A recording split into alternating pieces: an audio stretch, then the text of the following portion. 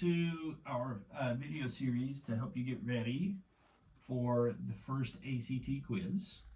We're going to take a look at all 9 of these ACT questions that will show up on Monday's quiz.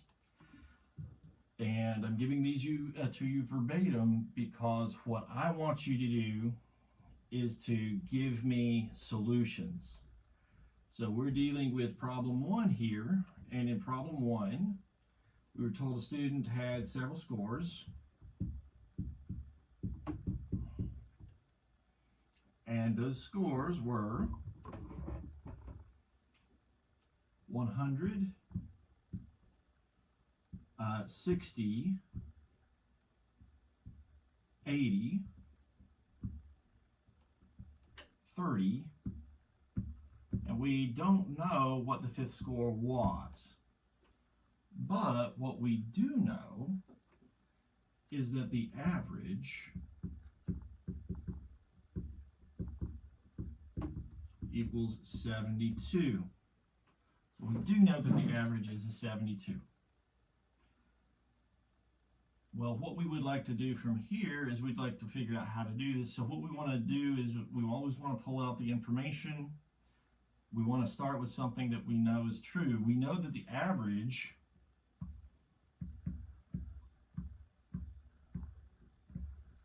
is the sum of all the values divided by however many there are.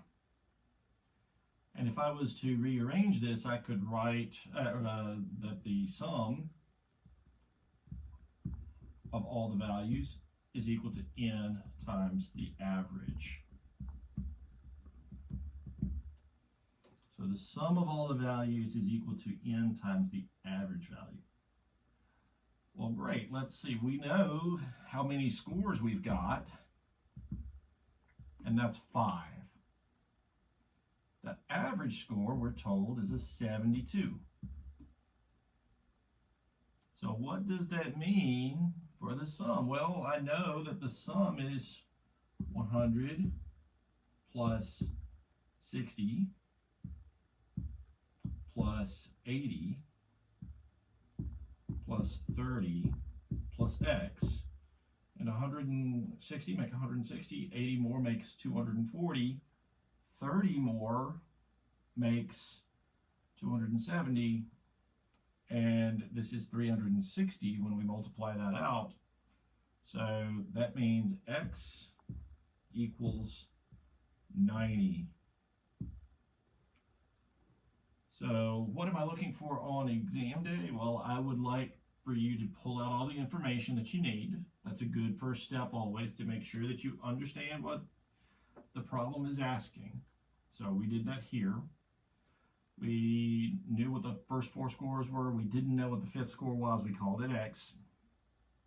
We knew what the average score was. We started with something that we knew was true. We rearranged it to help us out. You could do a lot of different things here. Ultimately, what we want is some version of that equation. Now, if you had started here and plugged everything you knew there, that's fine too, right? The important thing is that you got to some version of this equation that would give us x equals 90, that was based on this idea. So we want you to use the idea that the average is equal to the sum of all the values divided by however many there are. And as long as you do that, and you fill that equation in with the known values, and you solve for the one that you don't know, it's all good. Thanks for watching.